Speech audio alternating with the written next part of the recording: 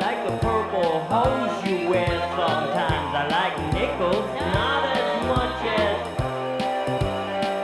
excuse me while I talks to my accountant.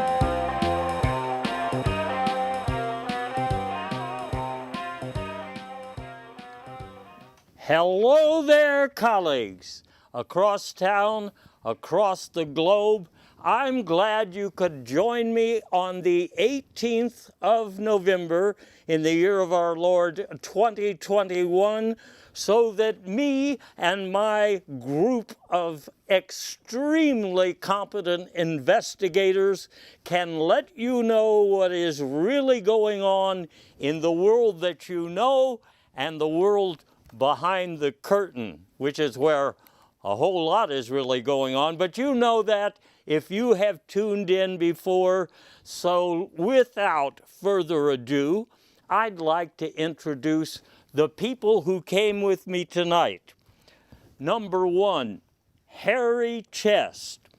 Harry Chest is a retired poultry geologist. He grew up in a smoking, drinking neighborhood in Petaluma, California, and later he studied at the University of Microwave Recipes in Fairfax, Virginia. Now, in the past, he has been a promoter of pop music concerts, usually featuring hopelessly irrelevant bands, and reportedly, he has had sex with any number of the members of the groups we're talking about. Presently, he's an assistant to the head of the California Solid Food Commission and a publicist for the Living Apart Coalition.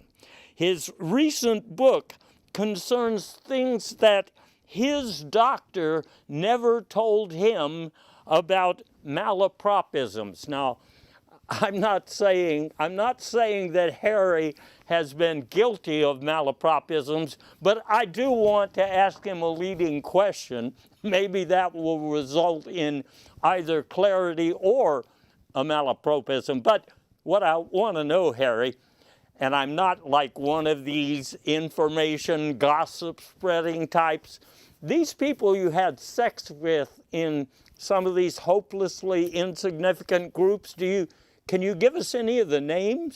Oh, hell no. I didn't know their names at the time. I sure as hell don't remember their names now. I just always went with baby. That worked for me. That's right. It was the 60s, so that explains a lot. Well, Harry will have a whole lot more to say this evening. I also expect to hear a lot from nanotech. She is a role model for millions of aspiring backwoods biologists and horror movie critics. She's not quite here yet, but I told her to be here at 6:30. I know she's busy working. She works round the clock. Boss, I'm here. I'm here, boss. Can you hear me, boss? She's getting close, obviously. Like I say, she'll be here. She is a retired LA journalist, you know, and as a journalist, she worked in jungles and in bowling alleys and in boardrooms across America, and she's been heard by more than a dozen, well, they call them rhino bathers. I don't know why, and I don't think they mean R-I-N-O. I think they mean, there you are. Glad you could make it tonight, Nan. I will never get used to that. Oh, that is what we call a wild ride. Well, I'm glad you're here with us, and I want to tell you, I have been reading your new book, which explains why starvation, well, it sort of explains why starvation and the Loch Ness Monster are connected, but maybe you can give me more detail. I didn't really get it. Well, boss, I mean, let's see, the Loch Ness Monster is what, 1,000 years old? And At least. you don't have that kind of lifespan without, having something to eat. And I know a lot of, there have been so many sightings over the years, and it turns out it's because I don't want to misgender the Loch Nessie, Ness Monster, Nessie, Uh-huh. has a penchant for sailors, which I can completely understand. Okay. Well, I guess you heard it here first, right? First time tonight, anyway. Let me also tell you something about Earl E. Tobed. He's my last investigator for the night. He is a designer of a fact-free approach to molecular identity at San Diego State Windshield Repair Academy. And he's a chief apologist for the not even hungry radical theologians of Southern California. He's written extensively on the lure of high-powered weapons in jury selection in jaywalking cases, I think. And he first pioneered the theory of mechanical vigilante behavior in mythical Second or Third Amendment cases, of which there are, I think, at least 17. His latest book, they all have a book, obviously. His latest book is about melting bowling trophies, which is something I've been meaning to get around to for years. I have a lot of them, and I don't even look at them anymore. So I wanted to ask Earl a question that I guess he's been asked before. There was a time when you did a lot of lecturing and writing on relationships and problems in relationships. And I remember I was in the audience one time when you said that incessant howling can sometimes be very attractive. Indeed, yes, it's quite the mating ritual. I find that when I have an audience of people watching my friends and me with our experimental projectile projects, in fact, dodge bowling is really our favorite pastime. Every time you miss and one lands in the audience, that's the miss for you. That's how I met my wife. Huh. Well, I can't say that anybody here will remember it the way I remember it now, because the audience applauded when you said that the first time, but I don't think they really understood. Yes, well, my ex-wife. It was very short. Well, I know 4 or 5 later you have a problem remembering their names. All the concussions, yes. Yeah. Okay. Remember, folks, put your seatbelts on while we dive into tonight's agenda. First thing we have to tell you about is the search by the January 6th Commission for secret Trump records. They've been after these records for a long time, so let me give you some background here. The thing is, vinyl records used to be disappearing because we had 8-tracks, and then we had cassettes, and then we had, Napster, and we had downloading, but vinyl is coming back. Now, Donald Trump played with a lot of music ensembles at a long time ago, distant part of his career before he thought about being #1. Anyway, some of those records he hoped would go into obscurity, obsolescence by now, but they're coming back. Collectors are digging them up. For example, one of those that has just been re-released is called So Sue Me. In this record, Donald was calling himself King DJ. Sorry, I missed that. Could you say it again, please? No, Siri always wants to answer my questions, but DJT, excuse me. He was very popular when he was with the Swamp Drainers. Later on, he had another hit. He called himself Trumpster Dumpster. And here he was with a group called the Frog Disruptors. That's one of my favorite records, Don't Make Me Duet. You were telling me, Harry, that it's really Don Make Me Duet. If you play it backwards. If you play it backwards through and you reverse the left and right speakers of the stereo, it is in fact Don Make Me Do It. It's actually one of Melvanka's favorite records, I believe. Well, she's on it, right? Yeah. She's on a lot of things, I find. Yeah, but I think she's doing the incessant howling is what Earl told me one time. Then there was another record called Big Donald and the Sycophants. That one is called Jailbait and Snitch. I'm not saying that I would read anything into that necessarily, but Jailbait and Snitch it has that edgy ring, and a lot of the music on that secret Donald Trump album is pretty edgy. That's what you were telling me, Nan? That you can cut yourself with... Oh, certainly, and if you listen to the album, you... believe me, it's something you need to avoid wanting to do. But that's just my personal opinion. I'm not a music critic. I know you listen to it every week because you're always reciting the lyrics to who put it in the trunk this time. Okay, there's another one. I just have to mention one more because I'm really interested in this, and I own a copy of Don the Urgent and the Detergents. It's called Lolita Express. This is the only one that specifically says rated X, but it's obviously rated X. Earl, you've studied this one quite a lot. Yeah, this one didn't actually come with the parental warning, but you might reconsider with lyrics like this. Donnie was a surgeon, 2 political virgins, Epstein's wingman, never met a thing, fam, dodged selective service, still made the Dems nervous, immigrant purging, church and state merging, never had a COVID plan, negotiates with Taliban, democracy just hurts us because your votes are worthless, overrun the Capitol because suddenly it's practical, coerce the vice president, naturally it's self-evident, liberties and free fall, it's all for one, just me, y'all.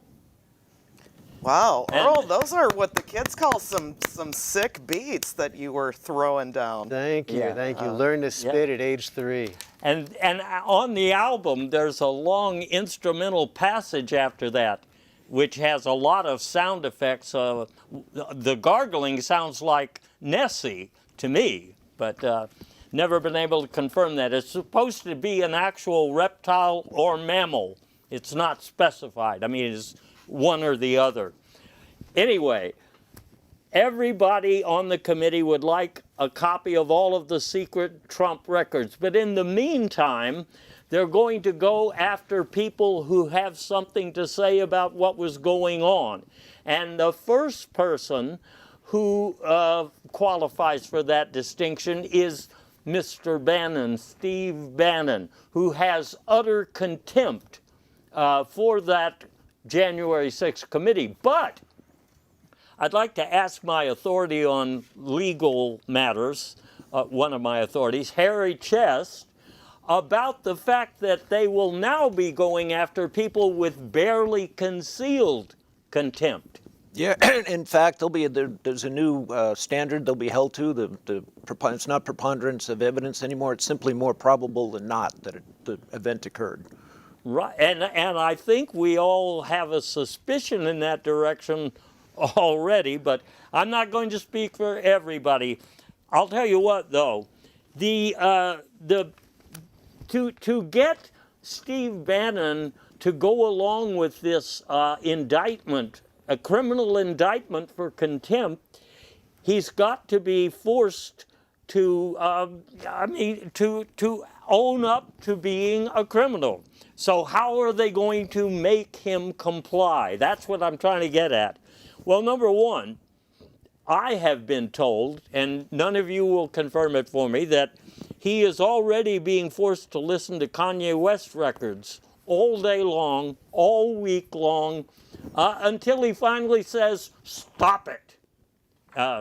And we've heard how brusque he can be, so I guess that is what they're looking for.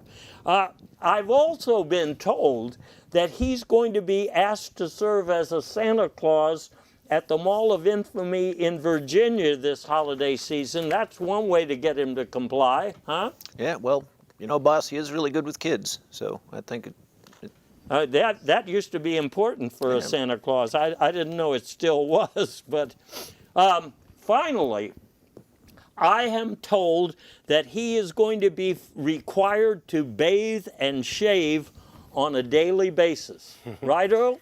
Well, you know, I think he's going to get some help because I'm expecting Grover Norquist is going to visit his house once a week to hand wash Bannon's laundry while he's wearing it. yes, it also in a bathtub, if I'm not mistaken, correct? Boy, you guys really dig deep. There are some other Republicans, though. Let's take, for example, Stephen Miller. And he's an example of some Republicans these days who are saying they don't remember. In other words, in the case of Mr. Miller, he's saying he may have been in the White House, but he's been in a lot of billings, so he doesn't actually remember if he was in the White House. Might have been the Rittenhouse or something. I'm just concerned that somewhere in a closet in North Virginia, there's a painting of vomit slowly aging on his behalf. Aging. We'll get into diet and nutrition later, but another example, Katie McEnany. She says she thinks she did work for a Republican president, but she can't remember, once again, which one. And Ted Cruz? You know, boss, not to defend Kayleigh McEnany, but once a woman reaches middle age, it sometimes becomes really difficult to remember things. I mean, occasionally it'll...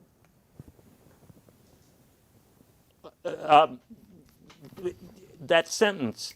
You didn't... Oh, I'm sorry. What were we... Okay. Oh, that's okay. I got your point there.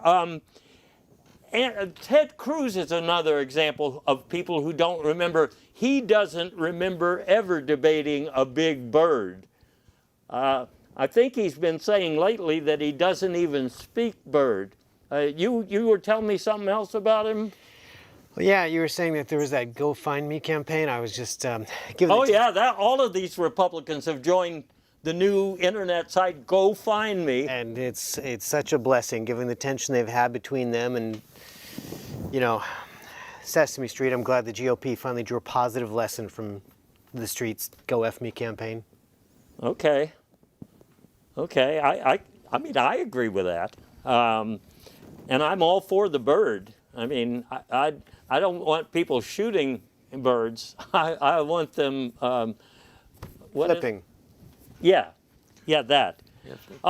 Speaking of, I mean, for not remembering, similar to what Nan said, you know, I think you and I, we lived through the 60s, so I think I can defend, I'm not really sure, but I've been told I lived through the 60s. They were after the 50s, right? Yeah, I believe so. Okay, all right. And speaking of climate, the political climate and whatnot, anyway, they just wrapped up another climate conference in Glasgow this time. And as often happens, there were a lot of resolutions. Not that means it's going to mean clean water or clean air for you, but there were a lot of resolutions. For example, one of them said, we these nations, and it's about 200 nations, will only use coal in situations where it's not technically against the law. And another one said, we, these 200 nations, we will only use electric cars in movies and television programs. I guess that's because they were actually using things that are gas guzzlers. Like the military, they've committed to transitioning nuclear subs to solar power and surface ships to full magnetic levitation. Oh, that'll be an exciting, new feature. People have also resolved to say the right things about protecting Spaceship Earth, and they've also resolved that except for the big superpowers with the giant carbon footprints, that everybody else is going to listen to people under 21 who speak good English, even if it's not their mother tongue. But as you're saying, this is happening in the same time as there are a lot of technological developments. Now, one area where there might be some changes involves oil spill credits. You might remember that in the early days when we were talking about pollution, there was the notion that corporations that pollute a lot can buy credits from other smaller companies that don't pollute, and therefore we sort of control pollution. This one would be a new version where we have oil spills where you can spill a little oil if you bought a credit for somebody from somebody who isn't spilling any oil.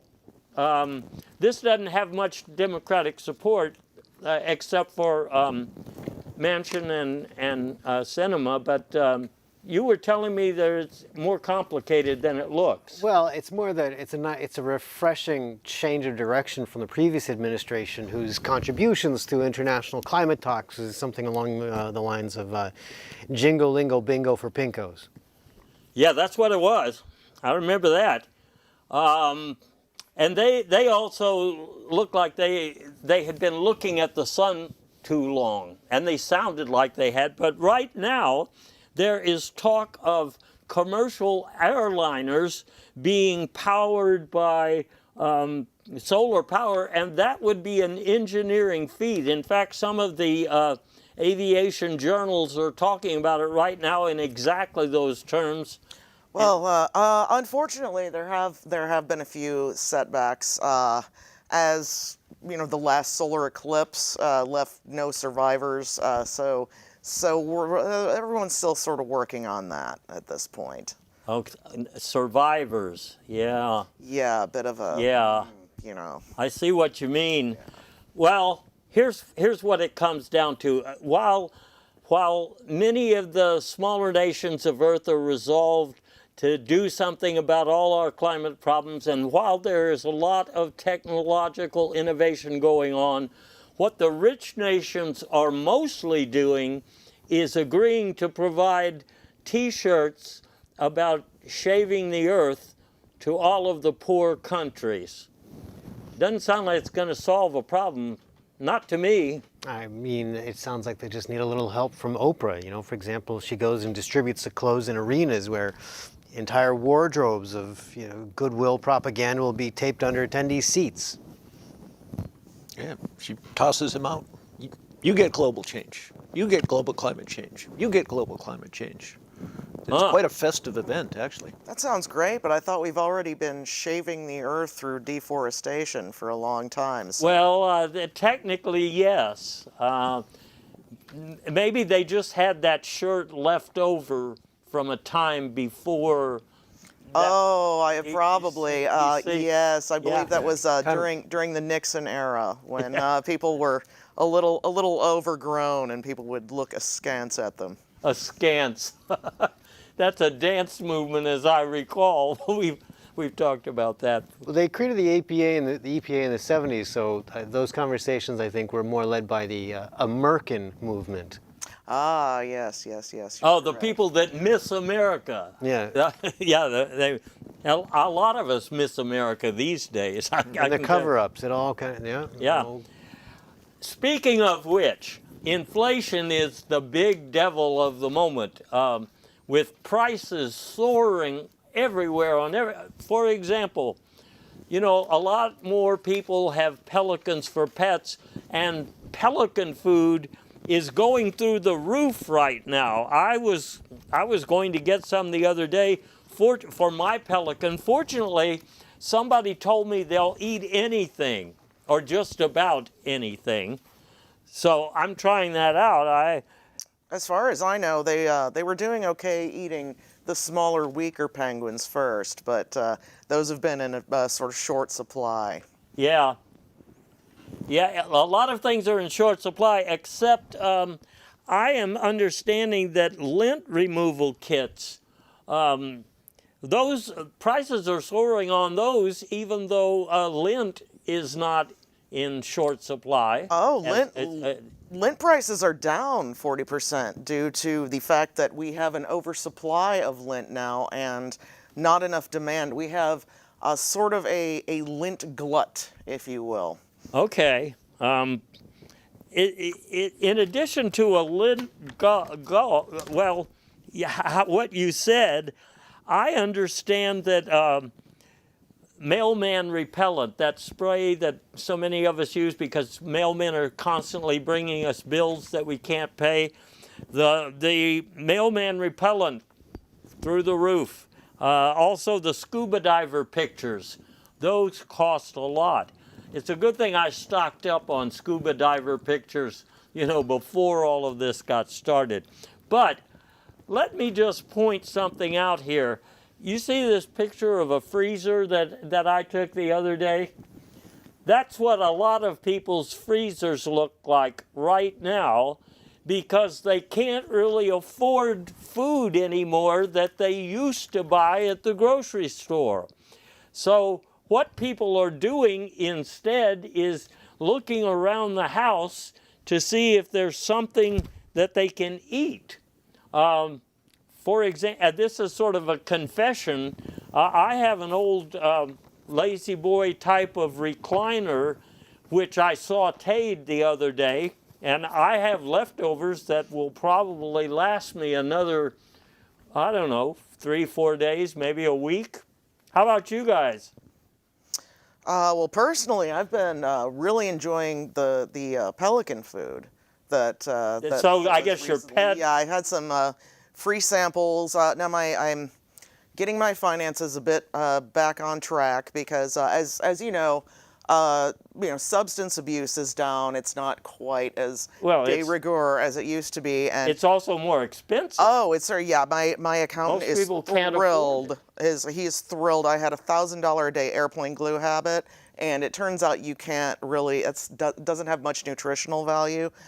So the pelican food is helping me out until back on track. Harry, are you eating things around the house? Yeah, I've actually just discovered a delightful recipe for. I make a really good mouse pad stew now, so it's got a little salt, a little pepper, and what I really like is that there's a delicate little béarnaise sauce with just a hint of truffle, and that just makes that mouse pad stew just off the charts. It's fabulous. Fascinating. I think it's complemented very well when you get extra mouse balls too, right? But you have to be very careful when it's surgical. Yeah, you would have to be careful. Yeah, and then the anesthesia is. I'll tell you who's being careful right now is the Federal Reserve Board, because they know they have to do something about this inflation, but they don't know what to do. One thing that they've talked about is enforcing a meatless holiday season. The idea here is if we cut back on that meat consumption for the last part of the year, they think it could save us up to $2 trillion. Huh? Okay. Another thing I heard about, and I don't think this makes a lot of sense. I'm told that they may adjust the prurient interest rate, or they may not. Well, the U.S. Treasury's been issuing vouchers for panel vans as well, and so I noticed Earl's already got his parked outside the women's clinic. Well, and the motor's running in case anybody needs a ride. Well, you want first, the cream of the crop is generally the first ones out. So you typically want to have your panel van parked there immediately, so gotcha. you don't get any of the you don't really so need to explain it, Harry. I think it's like those rock stars. As long as you got the Dixie horn ready to play. Right. One more thing that the Fed is thinking about, and this I find very interesting, they are deciding whether some things should be goods or services. Like the other day when I got my $288 haircut, they said, "How do you want me to charge that on your invoice?" And I said, "What? I've got a choice?" In any way, it's going to confuse a lot of statisticians if some services become goods and vice versa. But the main thing is that in this economy, in the modern age, it's not that easy to tell what is good and what is a service. Well, I heard an anecdote that Robert Kraft is actually behind a lot of this reorganizing goods and services because he's very familiar with good service, but he's still a little bit confused between the actual goods and services. But he knows a good service when he gets one. Yeah, I've heard something about that. It's handy. It's handy to know. Yeah. It's Here's the thing, though. A lot of people are dealing with inflation, sure, and the Federal Reserve is trying to deal with inflation.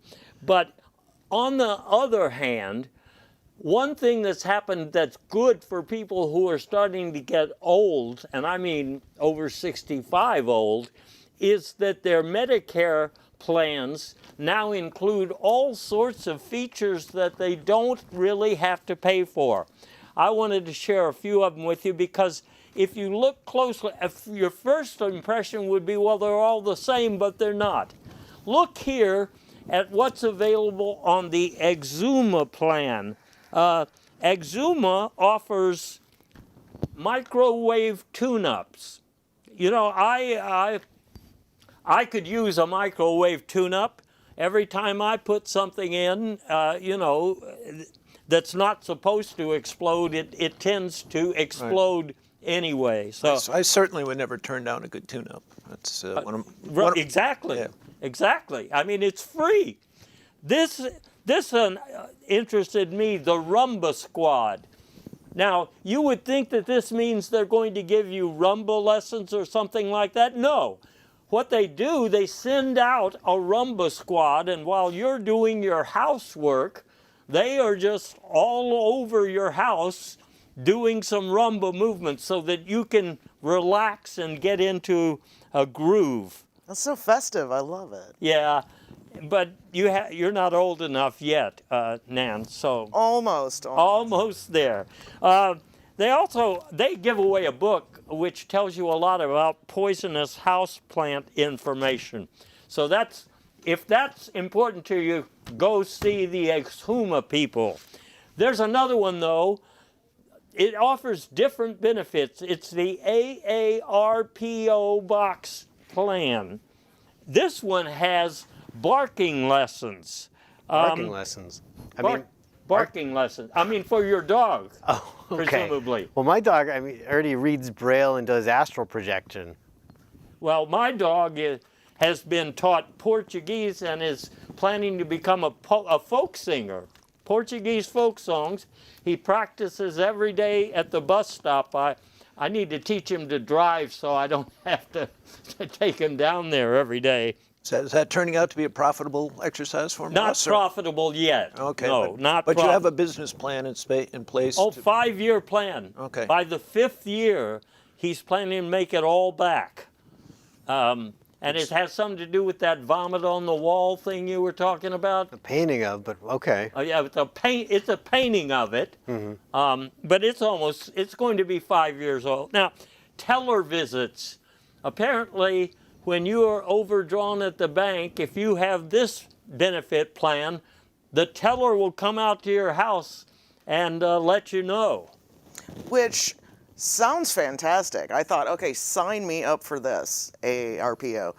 Well, so my free teller visit, they accidentally they sent me pen instead, and what a headache that was. And, you know, me without any airplane glue, I mean, what was I supposed to do? So. Well, if you could find your way out of that, it would be magic. Truly.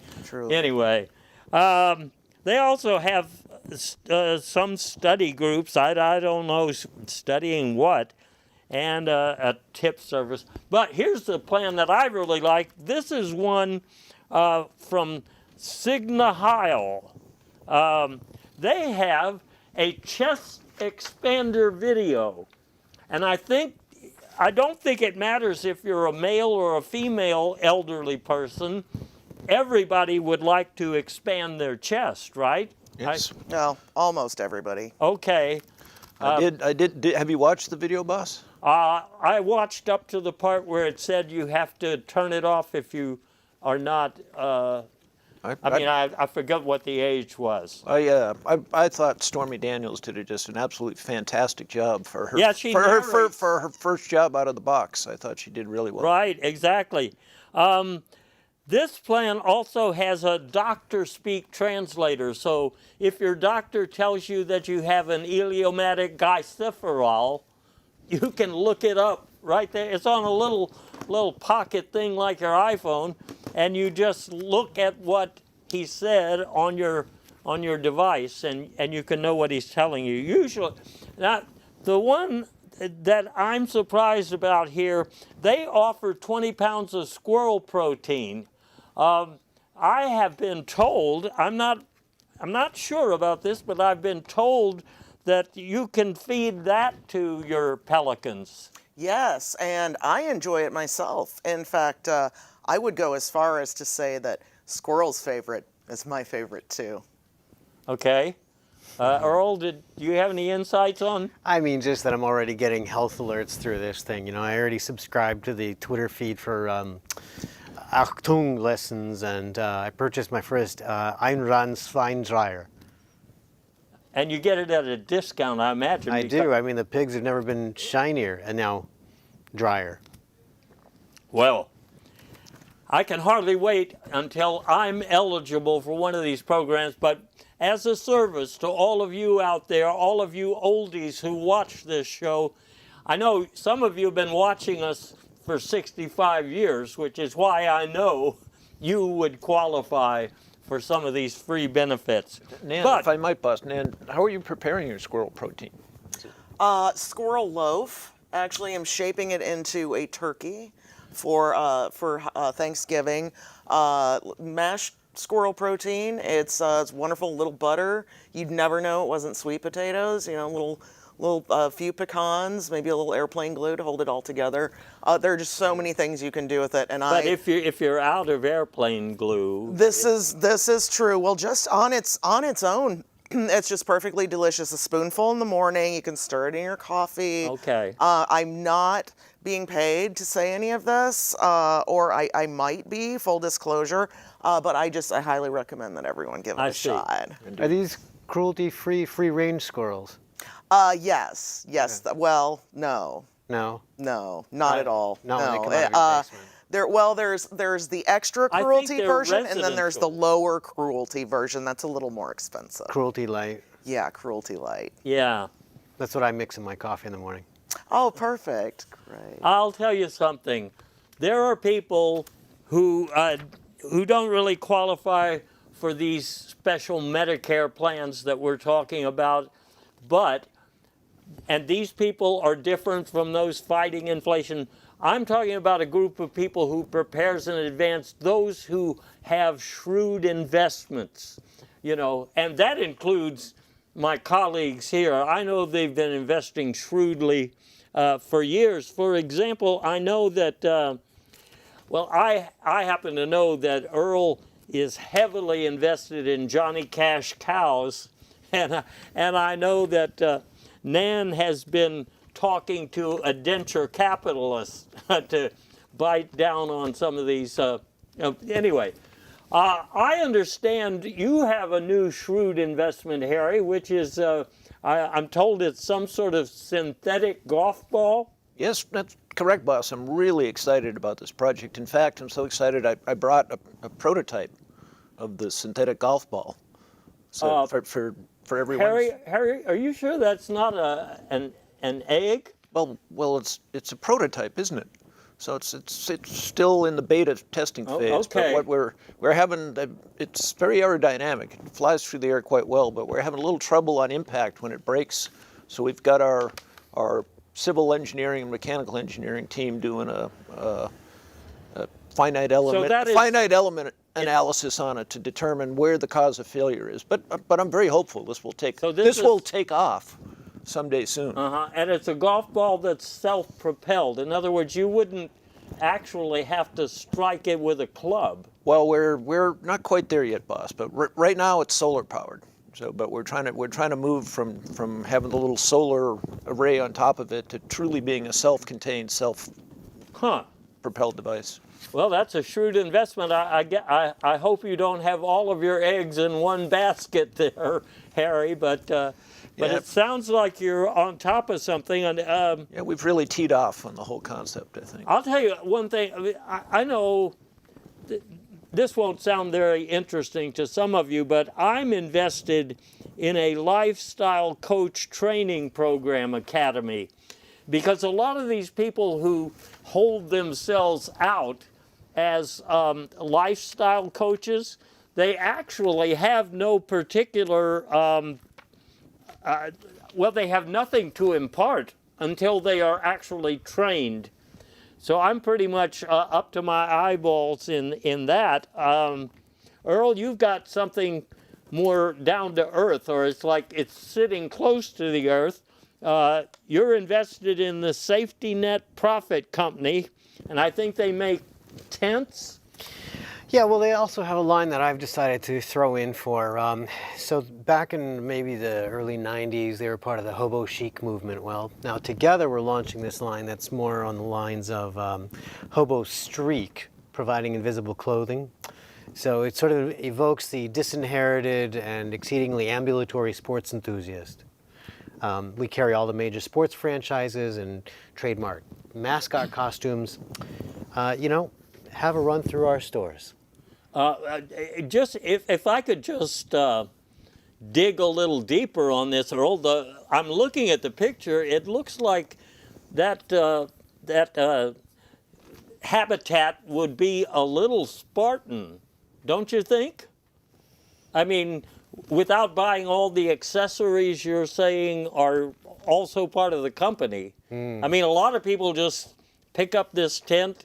If they're homeless, they move under the freeway. Now they've got an address, because it comes, I can see that, it comes with an address, at least on that sign, I think. It's hard to see the address or any part of the wardrobe, but that's really the point. I see. Well, that's an investment, certainly. Another promising thing is Book Burners Limited. Their real name, I guess, is Always Right. And I guess that's right as in right-wing, like conservatives, because I am told that the Republican Party is keying up for a new episode of book burning. I mean, you see complaints these days about all sorts of textbooks in junior high school and high school that are supposed to be somehow provocative and pornographic. Cathode ray theory, for example. Yeah, and I mean, we studied that when I was going to school, and nobody even got nobody even got excited because it was kind of droll text. It's interesting that you mentioned Book Burners Limited, because I have diversified a bit of my portfolio into that. Not necessarily because I agree with their whole company gestalt or anything like that, but as an investment, it makes sense. I mean, winter is coming, and a lot of these great works are just, they're really substantial publications. And, something like Their Eyes Were Watching God could heat a whole neighborhood of, say, at the last shareholders meeting we were discussing, partnering up with the tent group, and that can heat a whole tent neighborhood. Of course, some of these the people might take one of these books and braise it or steam it or something and try to eat it first. This is true. But if they can't eat it, then they can heat their residence. Absolutely. That is very shrewd, Nan. That is very shrewd. I won't go any further. Now, Nan, do you find that to burn the books, is air plant glue a good way to get that fire started? Or?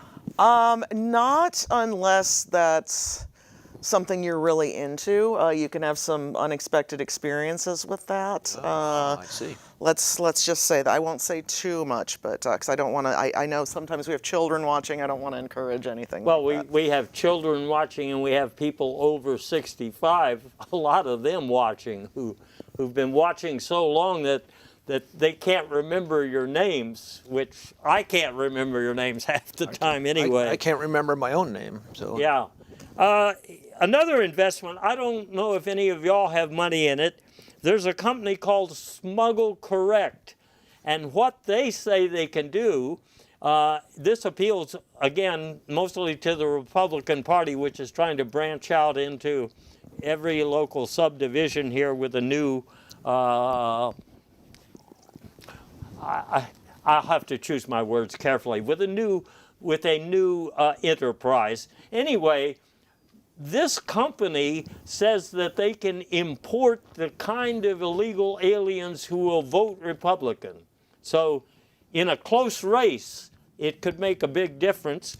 I've got a little money in Smuggle Correct just because I want to cover the backside. But I would say that the other opportunities that are out there, well, we could spend a lot of time talking about things like Chip Short or the Rittenhouse Accents Company. But I don't think most people need to take crying lessons unless they're going to be acting in, say, a courtroom or something like that. Even so, while many are investing, you see how one thing turns on another in this episode? Even though many are investing, just as many people have decided it's time to quit their jobs. Well, not only their jobs, but their Gates, their Bezos, I guess there's a Musk, all of them. Yeah, quit all of them. Now, the reason some people do it, they say, well, you know, for a long time I thought I had to have an income, but I don't need a job. I've got climate change. I think some of these people may have been misled by, well, I'm not going to say who, but... I count myself, unfortunately, as one of the ones that was misled because when I heard about climate change, I thought that meant there'd be more change when I go to the laundromat. I could reduce my laundry budget by having climate change here. Like Apparently that doesn't happen. It doesn't work, no. But you know what? A lot of these people who are right now flipping burgers in a fast food establishment, somehow they have falsely learned or been told or been propagandized to believe that they can make a fortune because of a job market that means, well, for example, here we have something I looked at on the internet just the other day. They're looking for a director of logistics, but the only people that really should apply for this are people who worked in low-paying fast food jobs. I have to think there might be something fraudulent about that kind of advertising, but maybe I'm just being suspicious. A lot of people, you know, I want to talk about getting a nose job. And you know how that fits in? A lot of people believe right now that if they have a nose for news, this is time to jump off that low-paying job and into something that's going to propel them. Once again, it looks ridiculous.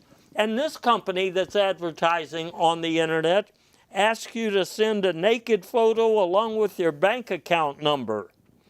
If I were a betting man, which I am, I would bet that there's something fishy going on here. Geez, boss, again, I need to consult with you on a more frequent basis. I completely fell hook, line, and sinker for any time there's a chance to send a naked photo, I jump on that opportunity immediately. So did you get the job? I'm still waiting. I've been told any day now I'll hear back. So. And you'll hear back from somebody that's actually in charge of hiring. Yeah, well, they're still trying to sort out whether hiring me would put me in the category of a good or a service. So I think when the whole goods versus services thing gets resolved, I'm really hopeful.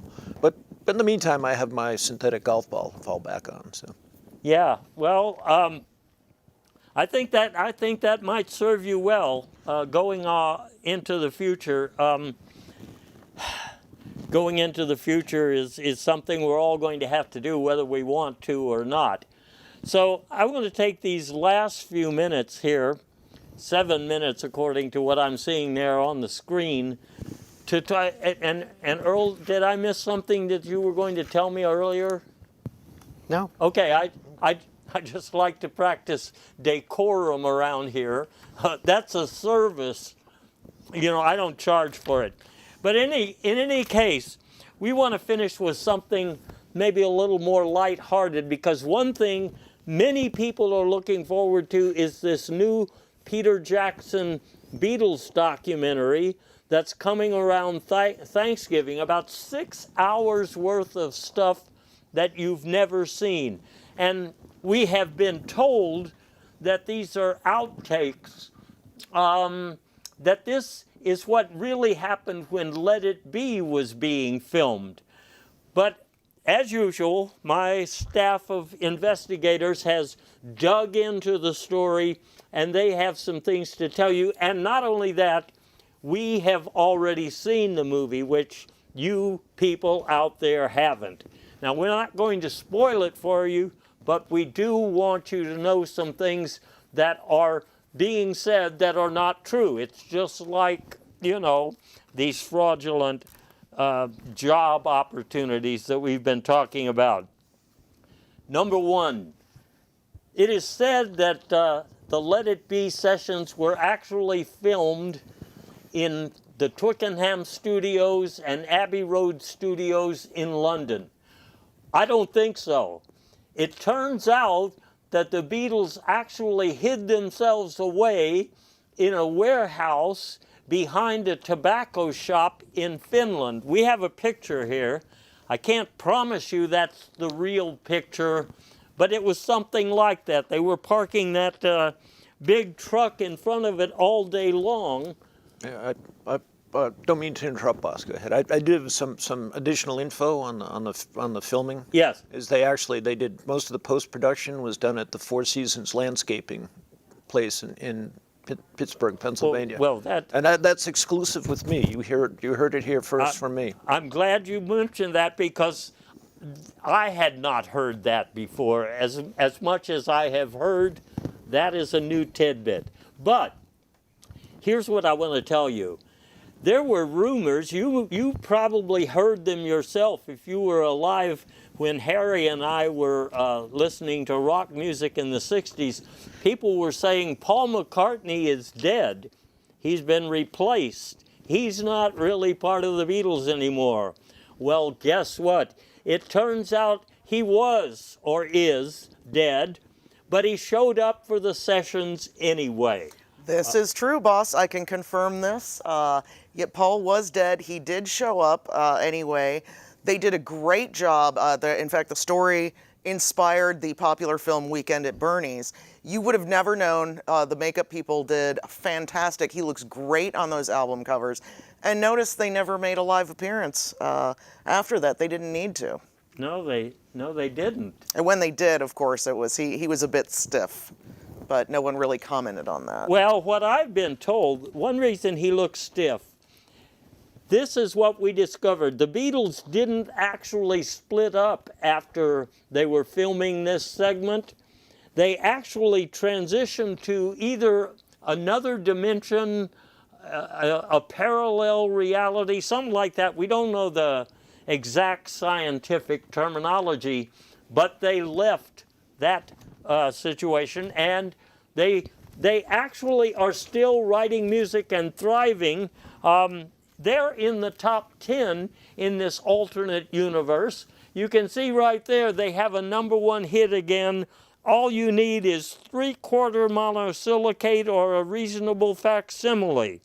And, well, that reminds me of one of the things they wrote when they were in this universe.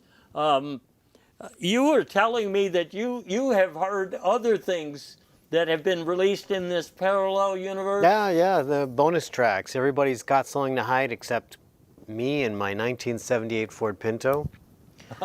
Or Yeah. Gotta Get You Into My C++ compiler. I thought I heard a bootleg copy of Gotta Get You Into My Trunk, but I'm... Yeah, it's the Italian translation. Oh, okay. And then there's the Loosely Indescribable with Diacritical Marks. It's a crowd pleaser. Boy, I'm almost wishing we could go over there and hear what they're up to now. But I'll tell you what, I played all week. I'm sorry I spilled it by the lollygags. That's my favorite of the moment. Anyway, we didn't spoil the whole movie for you because there's plenty of things that you'll want to look at. You'll want to see why somebody imitated George and made their way into the sessions, and why Ringo was actually a hologram the entire time. You know. I highly recommend seeing it in the 4D IMAX version, because the smell-o-vision alone just really puts you in 1969 London. That it really does. That it does. And you can even smell the paintings on the wall. That's what I'm telling you right now, because we did. And I'm pretty sure that we'll be back to tell you more about whatever else is happening in the very near future, because it's our job to come here on a regular basis and share what we know with those of you out there who wish they knew everything that we know. And that's what we do. And I won't say we don't get paid for it, but we don't get paid for it. Actually, we do have some enterprises of our own that are making money, but that is another story. That'll have to wait until we're off the clock somewhere. So, on behalf of Earl E. Two Bed and Nanotech, who's got to get back to a small, tiny world that she works in most of the time, and Harry Chest, who can't remember the names of some of the people he was close to in an earlier version of this life, I want to say we're all so glad that you could make it tonight, and we'll be seeing you the next time we're here. Until that time, bye, folks. And don't forget, Squirrel's favorite. If you're serving pelican, it's a great side. Now, is the reverse process when you transition back to where you came from? Is that as painful as? Yes, incredibly painful, incredibly. So does the airplane glue help with the?